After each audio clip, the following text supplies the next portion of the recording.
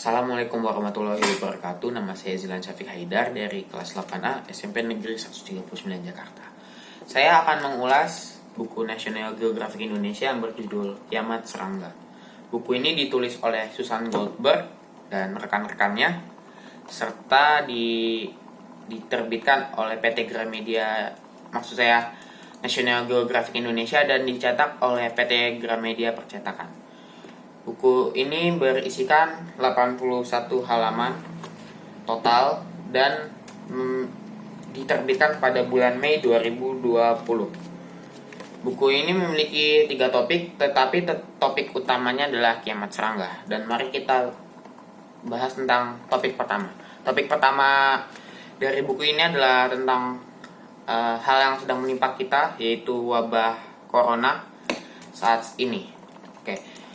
Pada saat awal-awal corona, di buku ini dijelaskan kalau banyak orang-orang yang masih menganggap kalau wabah ini masih hanyalah sekedar liburan biasa dan belum menanggapinya secara serius. Tapi ketika 2 minggu, banyak orang-orang yang sudah mulai panik. Dan kepanikan itu berujung dengan cara membeli dengan terburu-buru, terlalu banyak pembeliannya, dan ini terjadi kepanikan massa di seluruh dunia. Lalu di buku ini dijelaskan kenapa manusia bisa panik.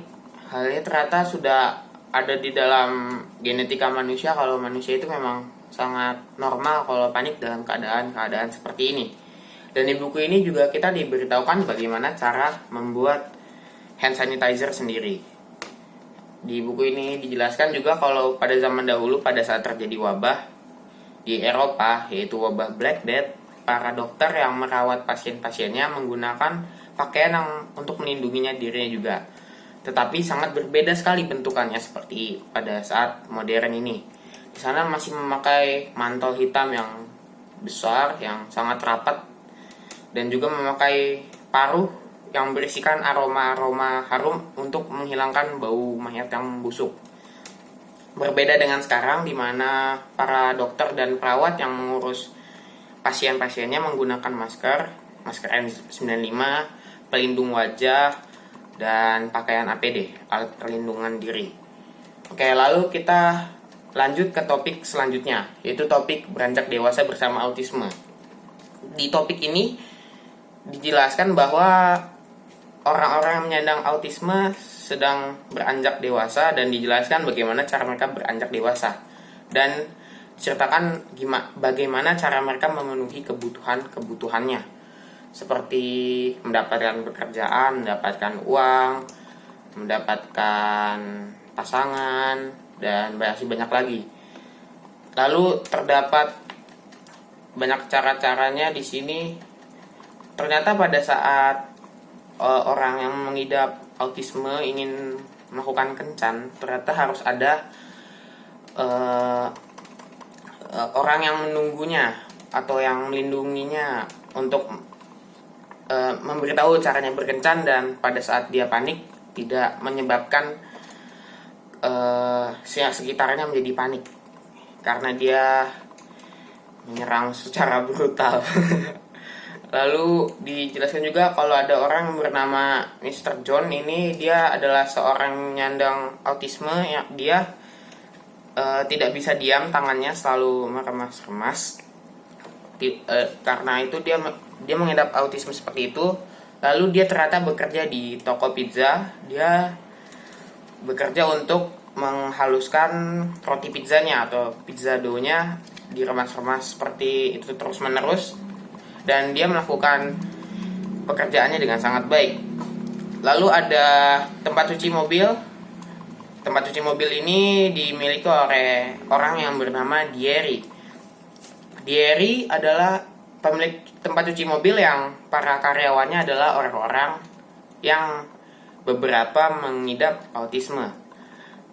Dan orang-orang ini sebenarnya menurut dia adalah orang-orang yang sama seperti orang-orang pada umumnya, tetapi keinginan mereka terlihat lebih jelas daripada orang-orang pada biasanya karena mereka lebih terbuka, dan pekerjaan mereka pun ternyata lebih baik atau sama saja dibandingkan orang biasa, ujar Dieri.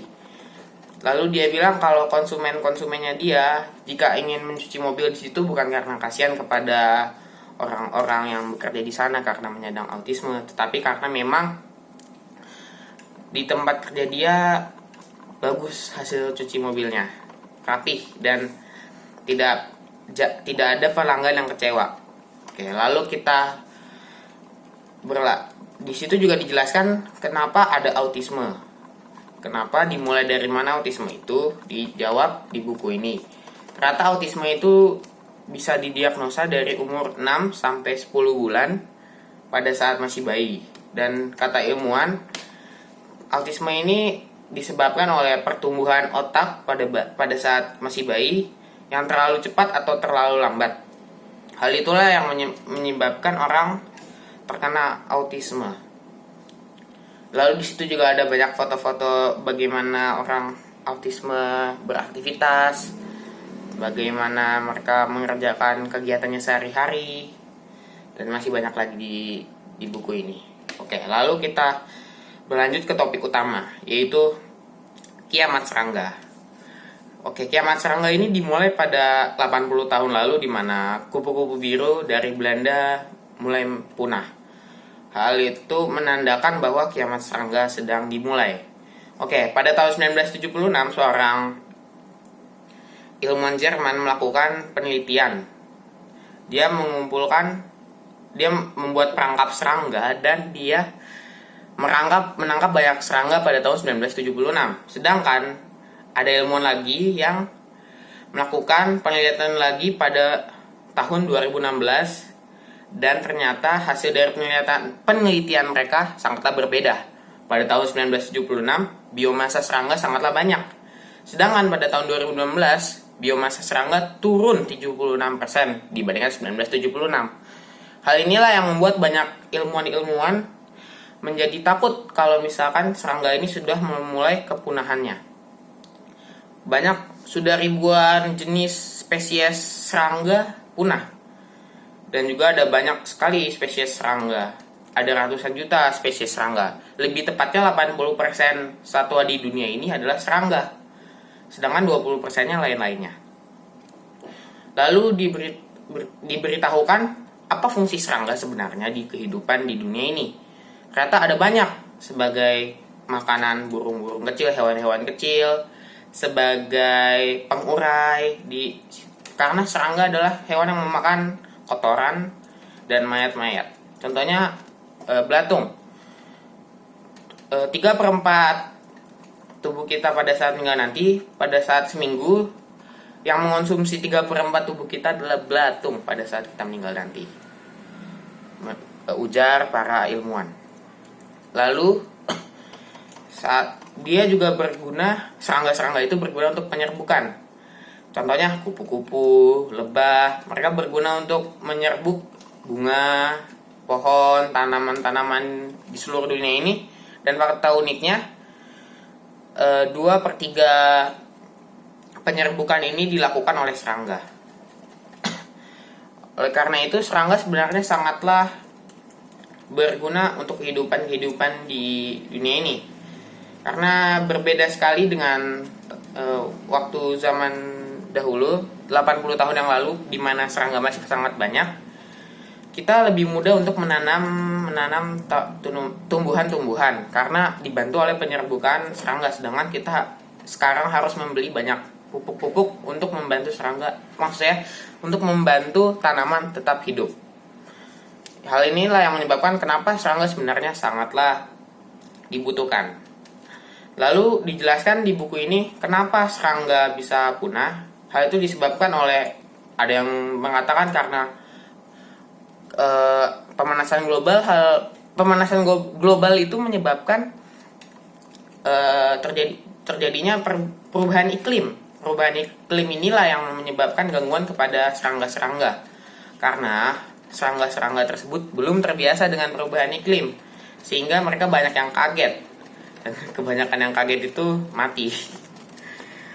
Oke, lalu ada orang yang bernama Scott. Dia adalah orang yang meneliti kenapa serangga bisa punah.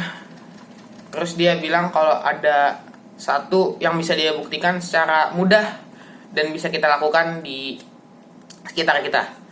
Oke, dia ujar dulu waktu tahun 1980-an saat dia mengendarai mobil Mustang-nya, dia melihat banyak sekali serangga-serangga yang menempel di kacanya. Sedangkan pada saat sekarang sedikit sekali serangga yang menempel di kacanya. Hal itulah yang dinamakan windshield effect, kata Scott.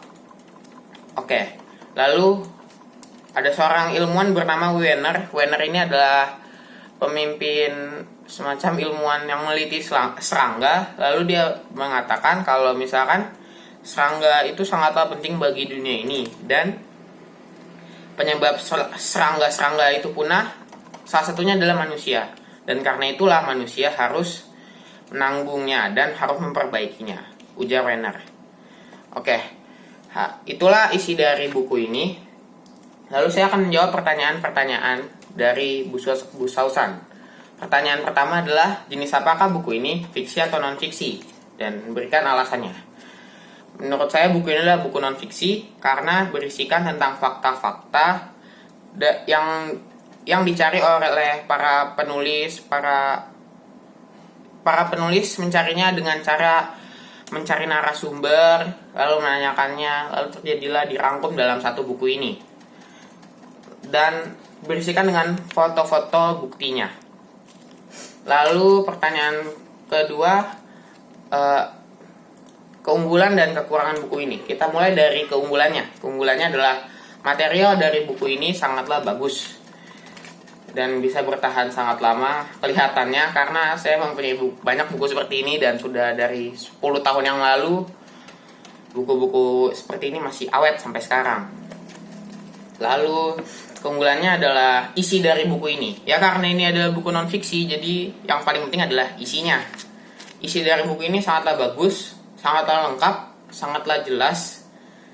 Namun nanti kita bahas di kekurangannya. Oke. Lalu kelebihan yang ketiga adalah dengan tulisan atau narasi yang bagus, buku ini juga disertai dengan foto-foto yang tidak kalah bagus juga. Foto-foto tersebut sangatlah bagus dengan resolusi gambar yang sangat bagus pula. Hal itulah yang mendukung buku ini menjadi salah satu buku majalah pendidikan atau edukasi yang paling populer di dunia. Oke, kita lanjut ke kekurangannya. Kekurangannya adalah buku ini sangat mahal. Satu buku ini saya berlangganan sebulan seharga 60.000 dan kebanyakan hanya mendapatkan satu bulan.